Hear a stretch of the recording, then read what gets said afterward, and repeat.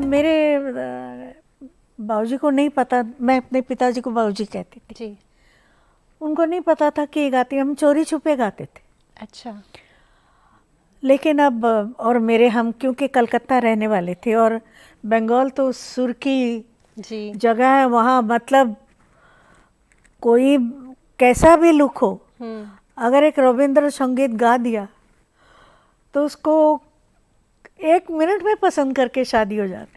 आदाब, नमस्कार, बहुत बहुत स्वागत आप सभी का। और आज हमारे साथ मौजूद है एक ऐसी अजीम शख्सियत जिसने हिम्मत और जुनून से हासिल किया आला मकाम, जो कई ज़ुबानों में गाने गा चुकी हैं। अपनी मखमली आवाज़ से लोगों के दिलों पर राज करने वाली मशहूर गुलकारा हेमलता।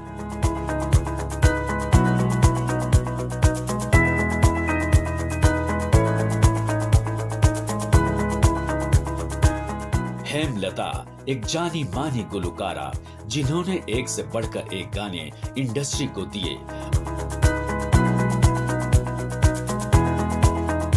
मशहूर शास्त्रीय गायक पंडित जयचंद भट्ट के यहाँ पैदा हुई हेमलता को मौसीकी विरासत में मिली। गायकी का शौक इन्हें मुंबई ले आया, जहाँ मौसीकार उषा खन्ना ने हेमलता को पहली दफा गाने का मौका दिया। जल्द ही तमाम बड़े म्यूजिक डायरेक्टर्स की तरफ से हेमलता को गाने के ऑफर्स मिलने लगे।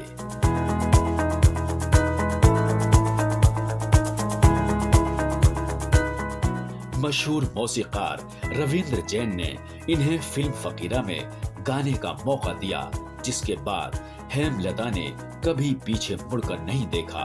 5000 से भी ज्यादा गाने गा चुकी हेमलता ने हिंदी के अलावा मुल्क और गैर मुल्की जबानों में भी गाने गाए हैं। अपनी गायकी के अलग अंदाज और मिठास के दम पर लोगों के दिलों पर राज करने वाली हेमलता ने अपनी काबिलियत और जद्दोजहद के दम पर एक अलग ही मकाम हासिल किया है।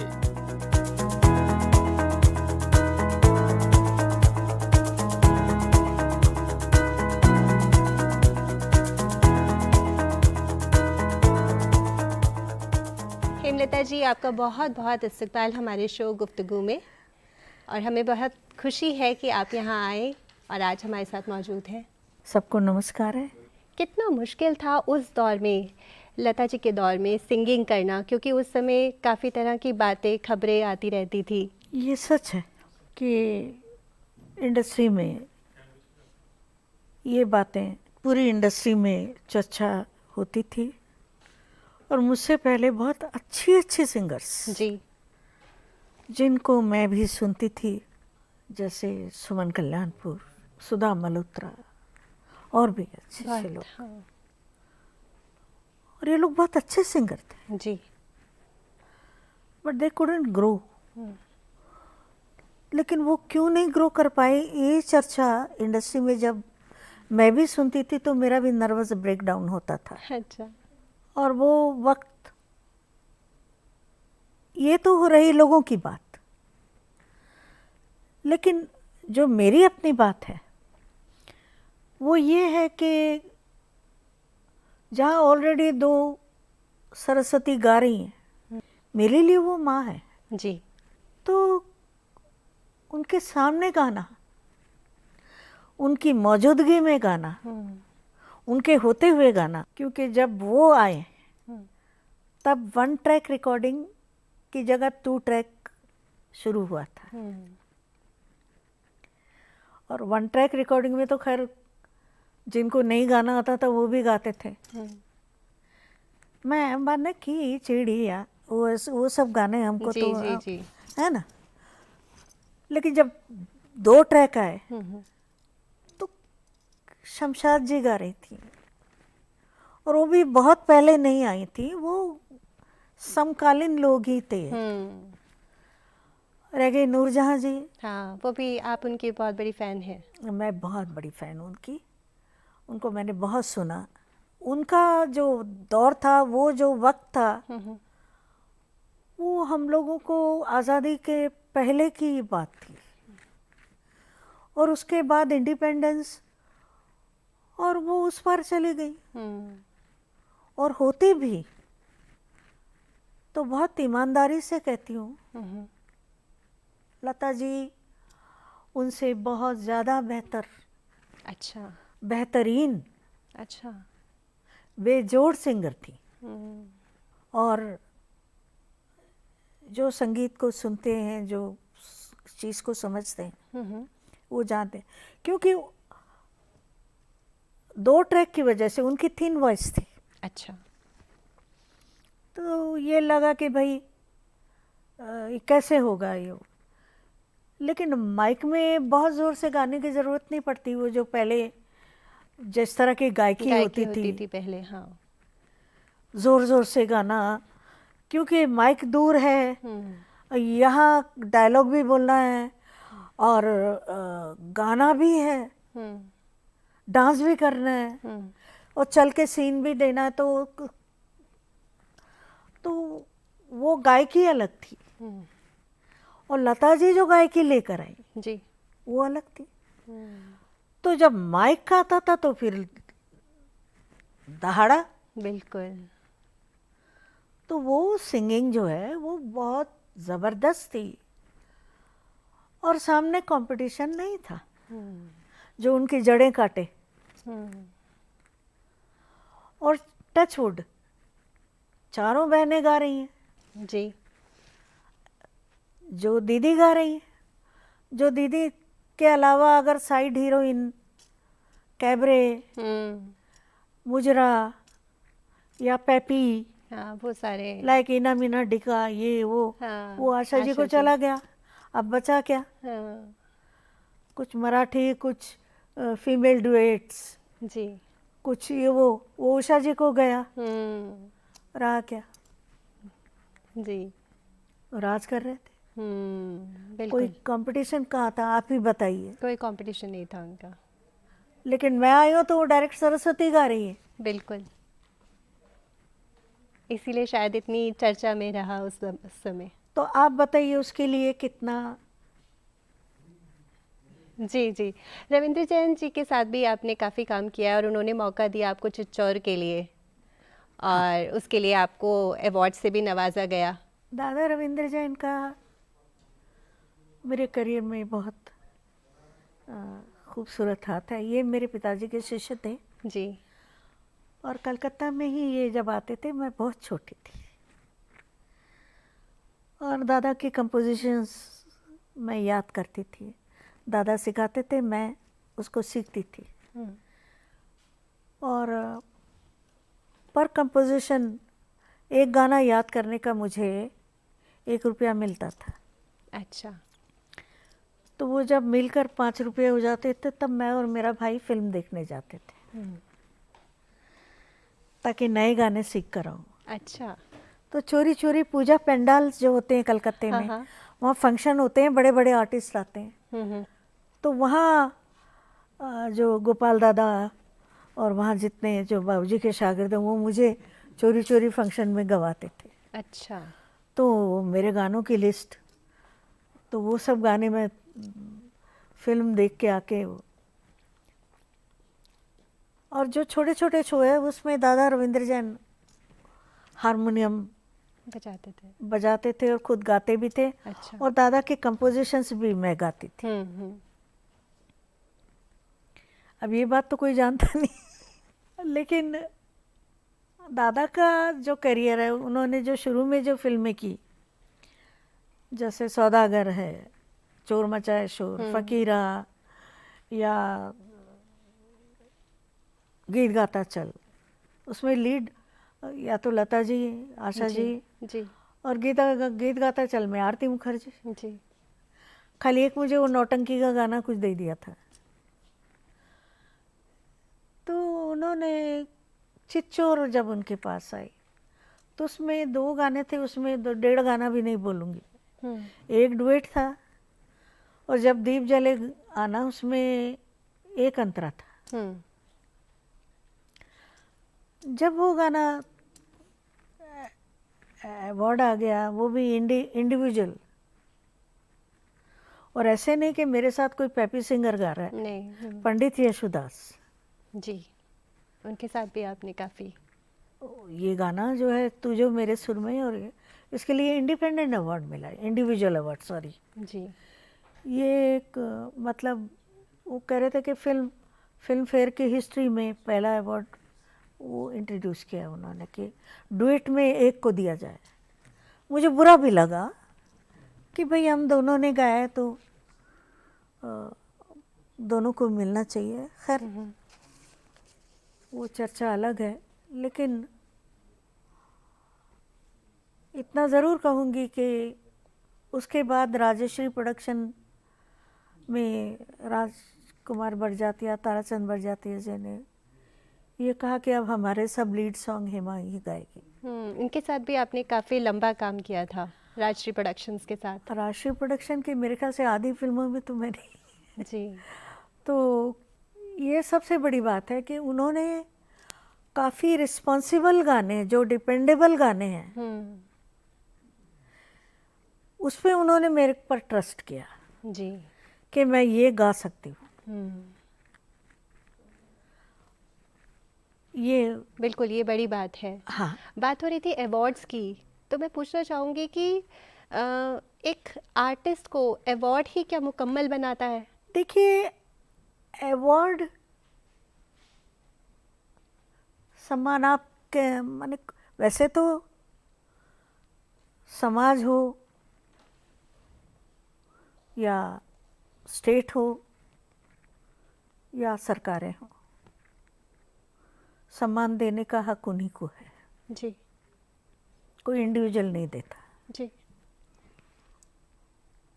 और मैं कहूँ कि कोई आर्टिस्ट ये नहीं चाहता कि उसको अवार्ड मिले तो वो झूठ होगा। क्यों नहीं चाहेगा? जहाँ तक आप राष्ट्रीय सम्मान की बात पूछ रही राष्ट्रीय हैं, सम्मान के बारे में बताइए। जी।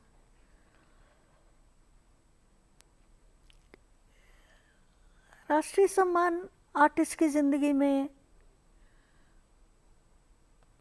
बहुत मायने रखता है, इसमें कोई दो राय नहीं है। जी बिल्कुल। क्योंकि जैसे घर आकर माँ बाप आपसे कहेंगे पूजा शाबाश, आपकी पीठ थपथपाए, आपको कैसा लगेगा? जी बहुत अच्छा लगेगा। तो वैसे ही हमारी जो सरकारें हैं, जो राजा है वो माता पिता भी होता है। बिल्कुल। तो क्यों नहीं चाहेंगे? मैं ज़रूर बोलूँगी कि वो ज़रूर चाहेंगे कि उन्हें सम्मान मिले। ये नहीं कह रही हूँ कि मुझे दे दो। जी जी जी मेरा सम्मान तो आप है, मैं आज यहाँ बैठी हूँ, आप मेरा इंटरव्यू कर रही हैं, जी। मुझे मिल गया है। आपके चाहने वाले इतने हैं। और मुझे मेरे फैंस ने, मेरे सुनने वालों ने बनाया है। देखिए जिस अभी हम थोड़ी देर पहले जो चर्चा कर रहे थे कि इतने बड़े कंपटीशन में अगर मैं खड़ी रह सकी तो वो कौन सा जादू था? जी बिल्कुल। वो मेरे श्रोताओं ने मुझे खड़ा रखा। बिल्कुल मैंने जो गाया उन्होंने अपनाया। बिल्कुल। आज भी बहुत याद करते हैं। आज और मैंने जो गाया उन्होंने हाथों हाथ लिया उससे।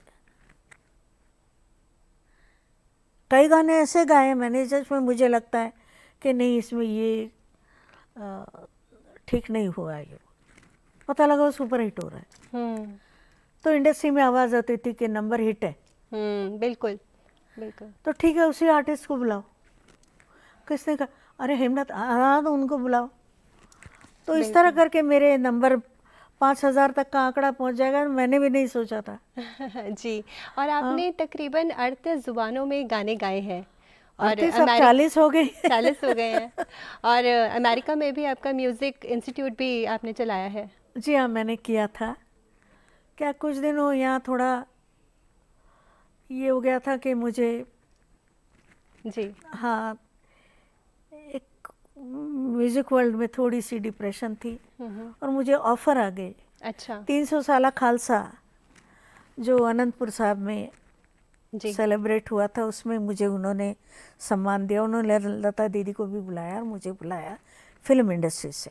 अच्छा। तो मैं पहुंच गई और माँ सरस्वती ने मुझसे वहाँ जो करवाया, मुझे स्ट्रेट अवे ऑफर आ गई अमेरिका के लिए और न्यू मैक्सिको के लिए कि मैं वहाँ जाऊँ। तो वहाँ गाया खूब और वहाँ एक ऑफ़र आई कि भाई आप जब क्योंकि ग्रंथ साहब को रागों में गाया जाता है, सच्चे रागों में, जी। जो कि हम लोग नहीं गा रहे हैं। हम्म। तो इसको लेके चर्चा मेरे मुंह से सरस्वती ने क्या कहलवा दिया। तो उन्होंने कहा कि बेटा जब आपने कहा है तो फिर थोड़ी सेवा भी करो। जी। तो थोड़ा हौसला बढ़ा, मैंने कहा चलो। और जो एक डिकेट जो गया था बीच में बॉलीवुड के म्यूज़िक का, जी। तो वहाँ बहुत ज़रूरी था। मिलते हैं ब्रेक के बाद। थोड़ा डिप्रेस करने वाला माहौल था, तो मैंने कहा कि चलो एक फ्रेश नया अलग। मुझे गाने से मतलब है, मैं बिल्कुल। कहीं भी गा रही हूँ। बिल्कुल। तो जब वापस आए तो सारी कंपनियां बंद सब प्रोड्यूसर बन गए, फिल्में बना रहे हैं। गुफ्तगू के जरिए आप किन लोगों को याद करना चाहेंगी? मैं उन सबको याद करना चाहूँगी। मैं बम्बई, मेरे पिता की तरफ से हम राजस्थान से हैं। माँ महाराष्ट्र का जो आखिरी शहर है गोंदिया, वहाँ की। लेकिन बम्बई मेरी यशोदा माँ है। उसने मुझे पाला, संभाला, नवाजा, कहाँ से कहाँ पहुँचाया, जी। क्या से क्या बनाया। इसलिए बम्बई मुझे बहुत प्यारी है। और जिस फिल्म इंडस्ट्री में मैं गई थी, जिनका नाम लेते हुए भी लोग अब 10 बार सोचते हैं, मैं भी सोचती हूँ क्या ये सच है कि लोग मुझे इतना प्यार करते थे, मुझे इतनी मेरा हौसला अफजाई किया। मैं उन सब को, रोशन साहब को, उस्ताद अल्लाह रखा, मेरा भाई उनका शिष्य था, लेकिन उनके पूरे परिवार ने मिलके हमको बम्बई में पहली छत, अच्छा, माहिम में एक छोटा सा घर, क्योंकि उस वक्त तक मैंने सोच लिया था, being Elder child of my parents, कि पिताजी की आंखें जाने के बाद मैं सोचती थी कि ये मेरी जिम्मेदारी है कि मैं I should take care of them. हाँ, वो लोग सोचते थे कि नहीं, इसकी शादी कर दो और हम तीनों बच्चों की तरफ फोकस करेंगे।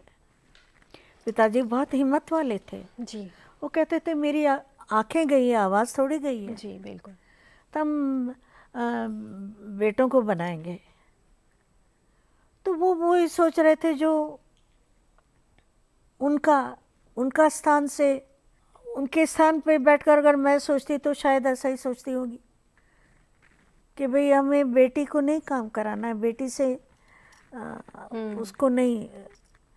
लेकिन मैं सोचती थी कि मैं कैसे, इतना बड़ा बम्बई शहर, किराए का घर, भाई छोटे छोटे, और मैं शादी करके घर। तो मैंने बोला नहीं, मैं काम करूँगी। तो हिम्मत की और हो भी गया। जी, आपने इतना जज्बा रखा। एक आपका गाना है, कौन दिशा में लेके चला रे बटुहिया। हाँ, नदिया ये गाना ना सुने ऐसा तो हो नहीं सकता। इसके सारे गाने आपने सुने? जी बिल्कुल सुने हैं। अरे गुंजारे सुना है आपने? जी, थोड़ा सा गुनगुना दीजिए। कौन दिशा में लेके चला रे बटुहिया, कौन दिशा में लेके चला रे बटुहिया, ए ठहर ठहर ये सुहानी सी डगर, जरा देखन दे, देखन दे। क्या बात है, बहुत खूब। मैंने मिट्टी को छूने की कोशिश की। जी जी जी। और इसमें तो गुंजा के कैरेक्टर को मैंने पढ़ लिया था। बिल्कुल, कैरेक्टर के तो अकॉर्डिंग। उसमें एक गाना है, वो शादी का वक्त होता है और ये बड़ी बहुत नौटी लड़की है और वहाँ बड़ी अच्छी बच्ची बन के और गा रही है, जब तक पूरे ना हो फेरे साथ तब तक दुल्हन नहीं दुल्हा की, रे तब तक बबुनी नहीं बबुआ की ना। वाह, क्या बात है, बहुत बढ़िया, बहुत बढ़िया, सच में। दैट वाज, वो कैरेक्टर को पढ़ लिया था तो। जी जी जी। एक आपने कन्या भ्रूण हत्या पर भी कुछ गाने गाए हैं, मैंने तो कुछ चंद लाइनें उनकी। बेटी बचाओ जी, बेटी जी। पढ़ाओ, ये मतलब मैंने बच्चे से के लेकर बूढ़े तक को प्लेबैक दिया, लड़के के लिए गाया, सबके लिए गाया, लेकिन ये उसको आवाज़ दी है जो भ्रूण है और बेटी का है। अब आप इमेजिन कीजिए कि दूसरे दिन ससुराल वाले अपनी बहू को क्लिनिक भेज रहे हैं, मतलब मार देंगे उससे। तो रात को लड़की सोई हुई है और उसे आवाज़ आती है, माँ मुझे आने दे। क्या बात है। माँ मुझे आने दे, इस जग में आने दे, माँ मुझे जीने दे। वंश का बीज हूँ मैं, मुझको अंकुरित होने दे, गोरी माँ की छाँव में मुझको हरियाली बोने दे। तुम परीक्षण भ्रूण का किस लिए करवाते हो, मेरी मौजूदगी तुम्हारा सेतु ही तो बनती है। मैं भी पिता का अंश हूँ, मुझको भी जीने दे। क्या बात है। रामायण की कुछ चौपाइयाँ हो जाएं।